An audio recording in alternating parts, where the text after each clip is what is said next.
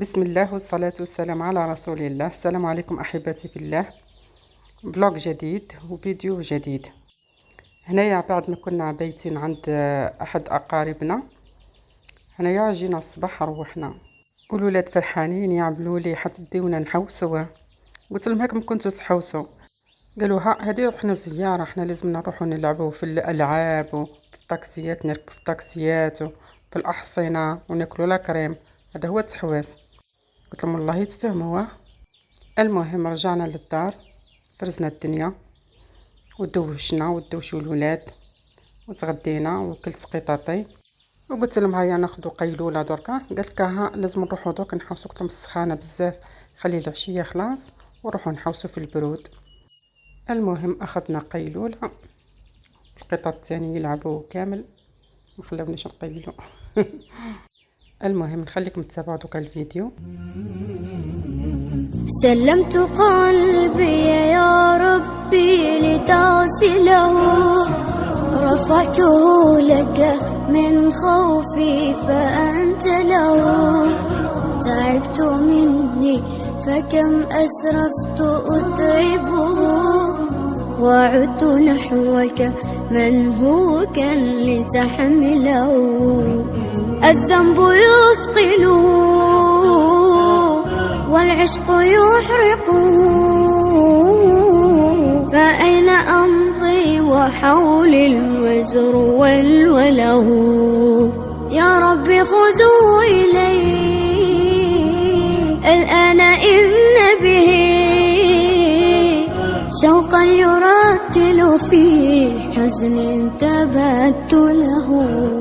فكل نبضة حب في ناظرة إليك ترجوك في شوق لتقبله.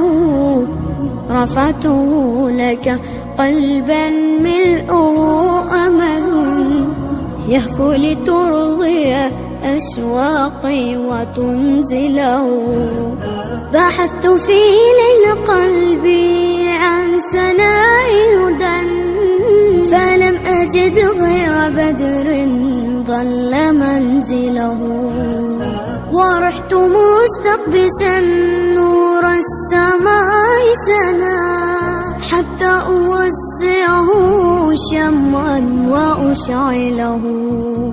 يا رب تعلم ما قلبي وخفقته، فإن غفرت فما أحلى وأجمله. هنا بعد ما تعشينا وعشينا الولاد بهم بعد ما يعيطوش علينا، دوكا ديناهم باه يلعبوا شويه. العبد بعد حب يرفع على روحه وزيد يرفع على الولاد تاني. المهم نغيروا شويه جو والنفسيه باه ترتاح تاني. تابعوا معنا الفيديو. تعبت مني فكم أسرفت أتعبه، وعدت نحوك من هو كان لتحمله. الذنب يثقله والعشق يحرقه، فأين أمضي وحولي الوزر والوله. يا ربي خذوا إلي الآن إن به شوقا يرتل في حزن تبت له. فكل نبضة حب في ناظرة إليك ترجوك في شوق لتقبله. رفعته لك قلبا ملؤه أمل يهفو لترضي أشواقي وتنزله. بحثت في ليل قلبي عن سناء هدى، فلم أجد غير بدر ظل منزله. ورحت مستقبسا نور السماء سنا، حتى أوسعه شمعا وأشعله.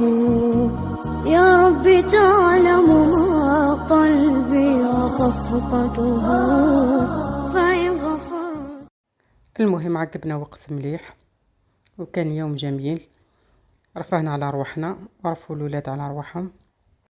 العبد مرة على مرة هكا يروح يحوس يبدل الجو، على الأقل خير من الدار بزاف يدير القنطة.